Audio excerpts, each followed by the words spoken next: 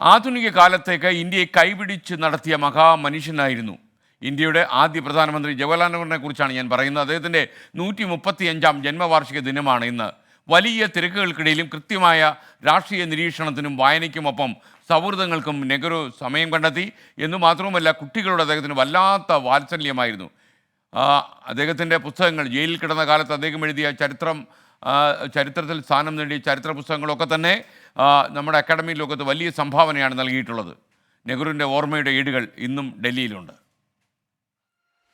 സ്വാതന്ത്ര്യത്തിലേക്കുള്ള പ്രയാണത്തിൽ Indian രാഷ്ട്രീയത്തെ മുന്നിൽ നിന്നു നയിച്ച ജനനേതാവ്, ഇന്ത്യയെ കണ്ടെത്തിയ ഗ്രന്ഥകാരൻ, ഉജ്ജ്വല പ്രസംഗങ്ങളിലൂടെ അമ്പരിപ്പിച്ച രാഷ്ട്രീയ നേതാവ്, ഇന്ത്യയുടെ സുവർണഭാവിയായിരുന്നു നെഹ്റുവിന്റെ സ്വപ്നം.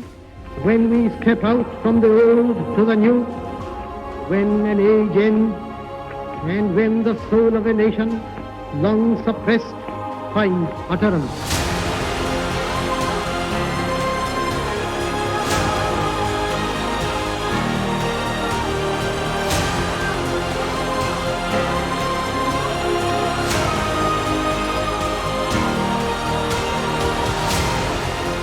ഞാനിപ്പോൾ നിൽക്കുന്നത് ഡൽഹി ബാബർ ലൈനിലെ 21-ാം നമ്പർ വീട്ടിലാണ്.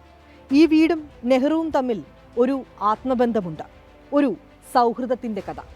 കാർട്ടൂണിസ്റ്റ് ശങ്കറിൻ്റെ ഡൽഹിയിലെ വസതിയായിരുന്നു ഇത്.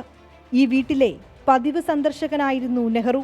സമകാലിക വിഷയങ്ങളിൽ ചർച്ച നടത്തിയും കുശലം പറഞ്ഞും ഒപ്പം ശങ്കറിൻ്റെ വീട്ടിലെ മസാലദോശ കഴിച്ചുമായിരുന്നു നെഹ്റുവിൻ്റെ മടക്കം. കുട്ടിയാരാധകർ ഏറെയുള്ള കാർട്ടൂണിസ്റ്റ് ശങ്കറിനെ നെഹ്റുവുമായി അടുപ്പിച്ചതും കുട്ടികളോടുള്ള നെഹ്റുവിൻ്റെ പ്രിയം കൂടിയായിരുന്നു. ഇന്ത്യക്ക് സ്വാതന്ത്ര്യം കിട്ടുന്നതിന് മുമ്പ് ലണ്ടനിൽ വെച്ചുള്ള സൗഹൃദമാണ് യഥാർത്ഥത്തിൽ ശങ്കറും നെഹ്റുവുമായി അടുക്കാൻ കാരണം. ഇവരുടെ സൗഹൃദം, ലണ്ടനിൽ നിന്നുള്ള സൗഹൃദം വളർന്നു വലുതാവുകയും പ്രധാനമന്ത്രി ആയതിനു ശേഷവും ഈ നമ്മുടെ പിന്നിൽ കാണുന്ന ഈ വീട്ടിലേക്ക് നെഹ്റു സ്ഥിരമായി വരുമായിരുന്നു. രാവിലെ ബാഡ്മിൻ്റൺ കളിക്കുന്നൊരു സ്വഭാവം അദ്ദേഹത്തിനുണ്ടായിരുന്നു.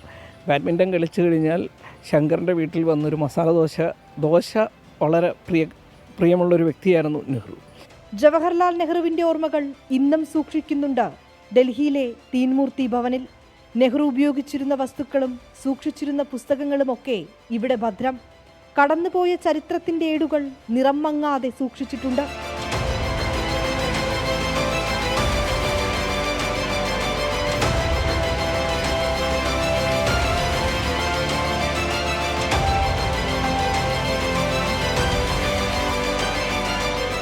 നാലു പതിറ്റാണ്ടോളം ഇന്ത്യയെ നയിച്ചത് നെഹ്റുവിൻ്റെ രാഷ്ട്രീയ ദർശനങ്ങളായിരുന്നു.